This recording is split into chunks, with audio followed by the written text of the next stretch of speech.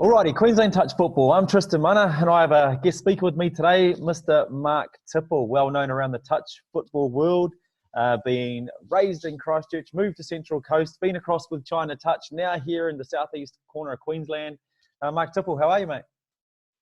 Hey, T, good. Thanks, mate. Good to be here. And Excellent. thanks for having me. Okay, mate. So, strange times. You know, you've started in a new role at the start of the year and then we've had this sort of C19 stuff all happen. How's life with you at the moment? Crazy, man. Like, especially at the end of NTL, I think, was it the Friday or maybe, it must have been the Friday when we started hearing about the government restrictions coming in and we're at NTL and you start hearing about NBA players getting COVID-19 and you don't know how big this thing's going to blow up. And especially, like you said, I was in China at the end of December. So I would have been in China when it got started. I didn't bring it over with me, thankfully. Just want to lay that out there. Yeah, just want to make that clear. Clarify that. I mean, we didn't know, like I said, we didn't know how big it was going to be or the effect it was going to have. Really, like, PFA handled it really well. Thankfully, we were able to get through NTL and then it all kind of happened.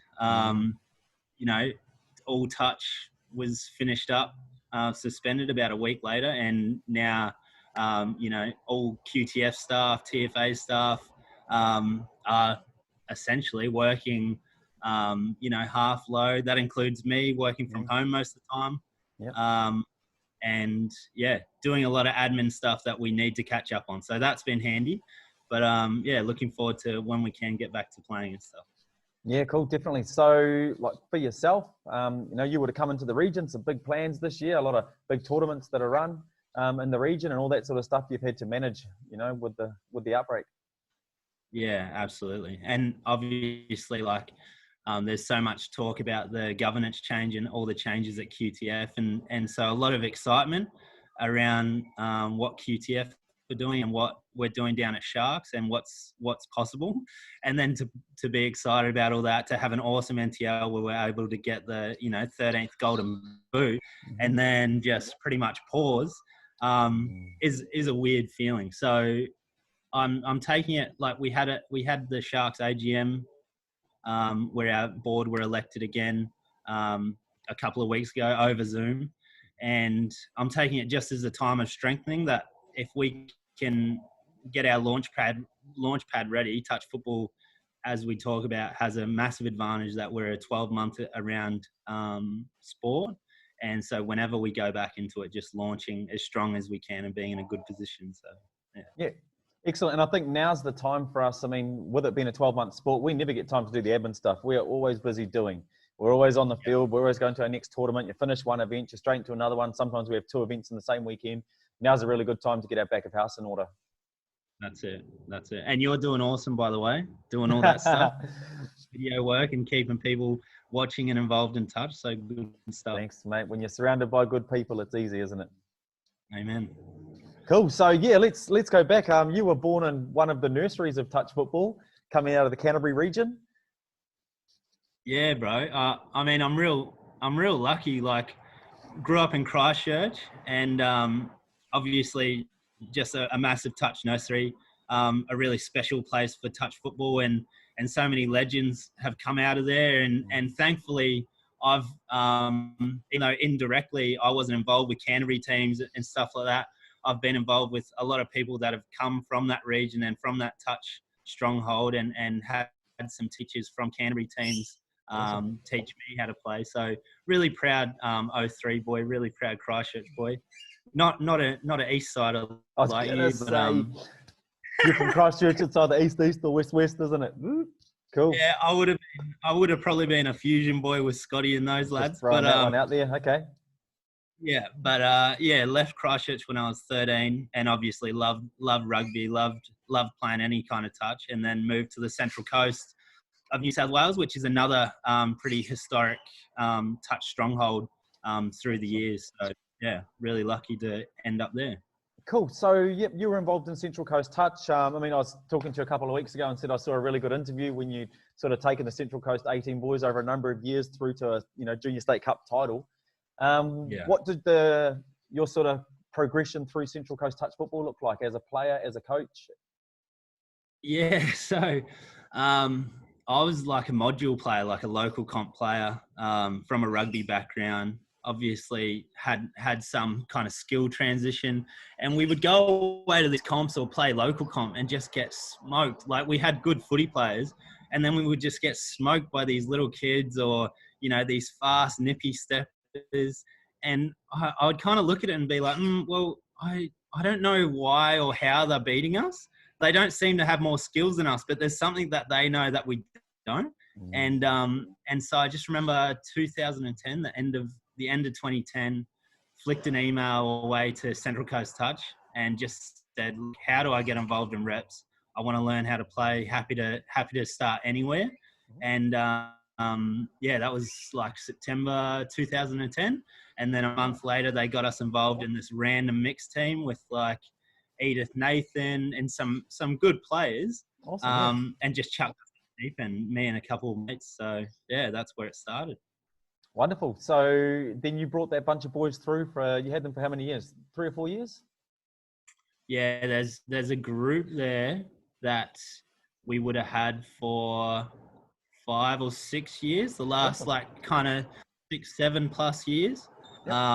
And it's been it was kind of a perfect recipe of everything coming together. Like I taught at Narara Valley High School, which a lot of those boys had come from, and we had boys that played touch, but also a lot of just athletic boys with really good attitudes and a really good crew. So I got to teach a lot of them when they were like 11, 12, 13, and then coach them at the club as well. And then we all kind of came through together. We were all learning together. So they would make rep teams and get coached by, Scott Buckley. They'd bring stuff back and teach me. And it was just awesome. We had an awesome combination there. So, yeah. Excellent. So did you get to coach in both the New South Wales school system and the affiliate system? Yeah, I was thinking about this, like just thinking about what we were going to talk about. And I've been really lucky, really blessed to work and coach at all levels of the game. So school, club, and then thankfully state, and, onto the World Cup last year. And it's been a real gradual process, but I think, really lucky to be a part of every step of the pathway. So we had academy systems. I was coaching New South Wales CIS for a year, for about 4 or 5 years. Wow. Awesome. And just all those experiences just build up. And I've always been just really keen to take in and absorb as much as I can, because it's kind of like when I started out, you think, oh yeah, I play a bit of rugby. This should be pretty easy. Then a couple of years in, mate, I have no idea what I'm talking about, or the more you know, the more you don't know, kind of thing. So even to this day, like I'll chat with you, or I'll chat with Davey Marr, or we'll go to NTL, and you're just constantly learning and how our game evolves. And because it's a young sport, you just got to be humble and hungry to learn all the time, I think. And a student of the game, always a student of the game. And what's really awesome about our sport is how generous everyone is with their knowledge. If you speak to Tony Trad or the Australian players, everyone is happy to just be completely open about everything. And they want to pass things on so that you'll evolve something into your version. And everyone's really generous with that. And that flows on as well. So, yeah, our sport's in good hands. Yeah, I think that's been a really big change in the last 10 years with what I've seen probably since Scotland has been the collaboration more so of people across borders. Even New South Wales, Queenslanders collaborating now. We only have to play you guys every 2 years. For the other 700 days, we can be friends. Same thing at Nationals. There's some teams you only meet at NTLs. So in other environments, we're quite happy to share and collaborate. Whereas when I go back to the early 2000s or the late 90s, it was all secret squirrels, and you could be on the same team as someone and they don't want to tell you the moves that they're running. They'll keep it to themselves. Yeah. Yeah. Do you think that maybe is contributed to by the fact that people playing a lot of rep teams together now, Elite 8 or international, so they're happy to help people get better because they're going to end up playing with them? Or yeah, that's probably one side of it. I think also if you look at all the other international sports that are professional, they know each other intimately. Extremely intimate. We've got video footage on everybody. We know what all their skills and weaknesses are. The fans at home can know players just as well as some of the coaches do. So I find these days that collaboration piece is there to help us all, probably with education, and to be a little bit better in that space as well. Yeah. Cool. So as a player coming out of Dolphins, you played State Cup? Yeah, played State Cup 2010, Yep. December 2010, my first State Cup. And then Yep. thankfully I snuck, I don't know how it happened because I was shocking player. Some I still am, but 2011 NTL played mixed open, and that was my first NTL experience. And Awesome. once again, just thrown in the deep end, and you either sink or swim. And I played shocking. I remember coming up against Rebels, and we just got smoked, and I still had no idea what was going on. But yeah, just you take those learnings and that humbling, and you just like, all right, well, you either give it up and you're gonna be shocking at the sport and kick it away and say I don't like it, or you take it the other way and you're like, oh, okay, I'm gonna work really hard and learn what I'm missing here. So yeah, and you're a hard worker, mate. So you dug in and worked hard, and you've been really lucky. So across your playing career, you've played for New South Wales? Yeah. Awesome. Yeah, New South Wales 30s at Redcliffe at the last State of Origin. Oh, so, wonderful. Yeah, good series too. Yep. Yeah, great series, man. 2-1 to Queensland against a stacked Queensland, legendary Queensland team. Mm-hmm.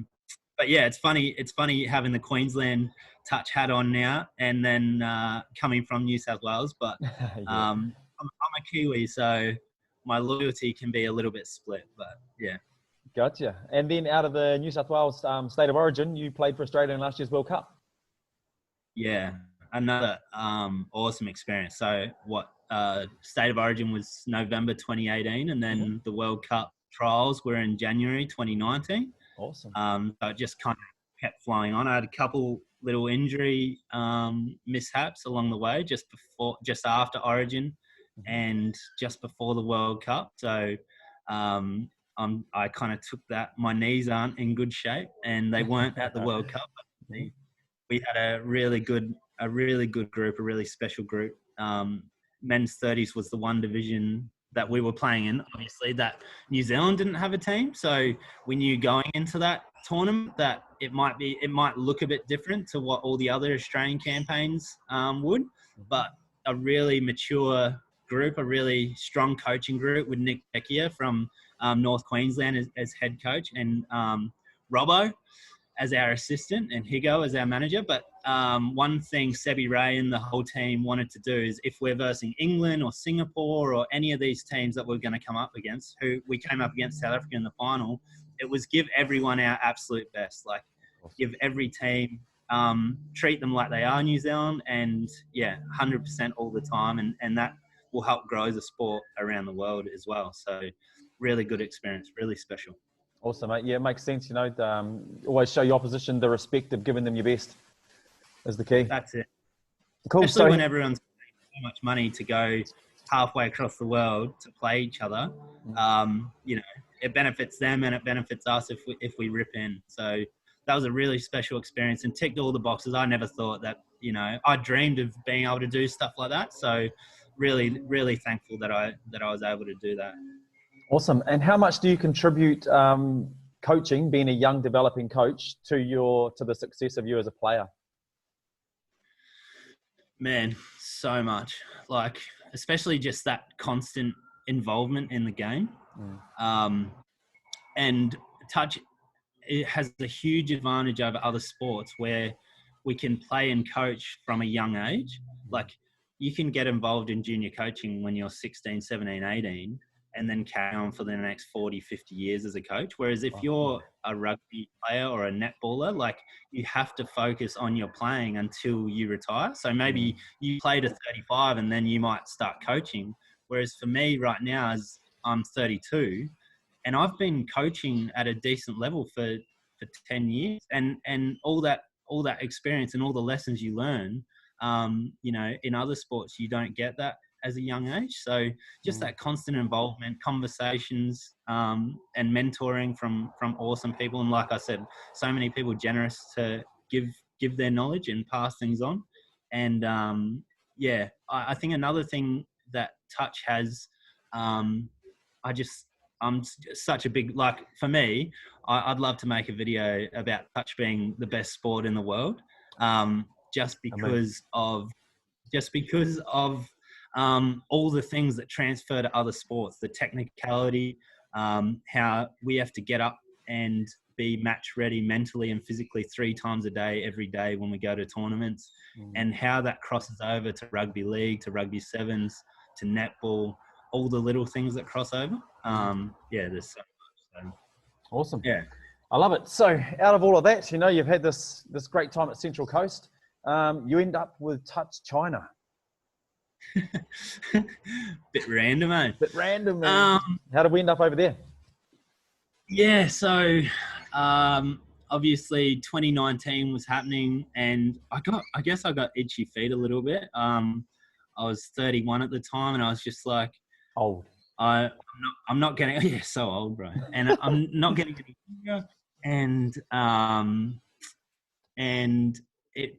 I had an opportunity to go and play rugby in China and teach some English while I was doing it. So to be able to teach and travel and play rugby overseas, I was like, oh, this sounds really fun. And for me, I love encouraging young people to make the most of the opportunities they're given through sport. And it just hit me that I was like, I've got to be a little bit selfish and do what's best for me here. And I would be a hypocrite if I didn't take the opportunities that were presented to me right now. I'm excited about it. So took off and did that. And then when I was in China playing rugby, amazing experience, obviously, and then connected with the China Touch Association when I was over there. So met up with them at the World Cup as well. And then one thing led to another, and spent the last half of 2019 in Guangzhou working with China Touch Association, and just doing everything from coaching 3-year-olds to doing meetings with the China rugby president. It was crazy experience. So really awesome. Cool. So grassroots touch footy in China. What's it like over there? Mate, it's like, it was so eye-opening. The whole experience was so eye-opening, and I feel like it was cool to go to a completely different culture and see how important or not important sport is in another culture. So sport in general is just a really low priority thing historically in countries like China. In Australia and New Zealand, it might be a top 3 important. You might have your family, work, and then sport. Literally.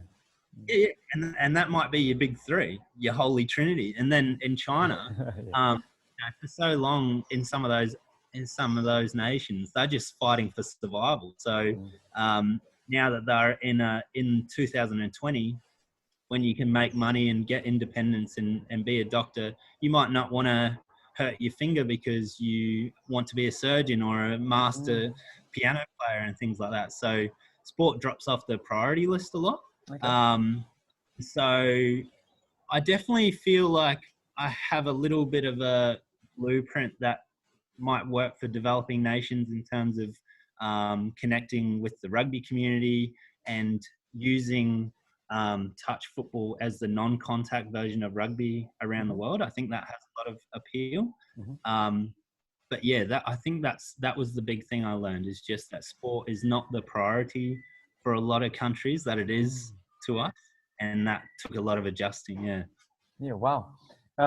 Cool. So China World Cup finished with Touch China. The opportunity to come back over here. Did you take the opportunity here while you were still in China, or were you already on your way home? Yeah. Well, I was working out what I was going to do, really. I was mixed if I was going to stay on or if I was going to come home. And I started getting a really strong feeling to come home and start coaching and be involved back in Aussie. And it was crazy because this is like November, December 2019, and obviously COVID broke out at the end of December in 2019. And someone let me know at the end of November, hey, Queensland Touch have a job going in the Sharks region, and I've always wanted to live on the Gold Coast and see what, like, I love it up here, and I always have.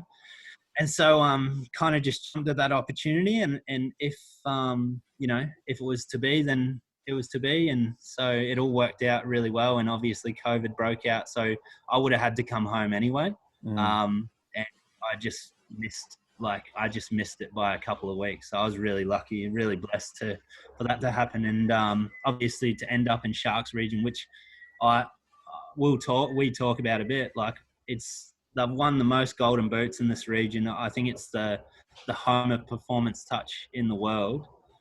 So many great minds, and I was looking around the tent at the Sharks NTL campaign, and so many legends and so much knowledge to draw from. So really blessed to be here and feeling really good hands, really good position here. So. And you were in really good hands when you landed, because from what I understand, you lived with Gary Sonder and Dave Marr. So who better to guide you on your, introduction to SQBD?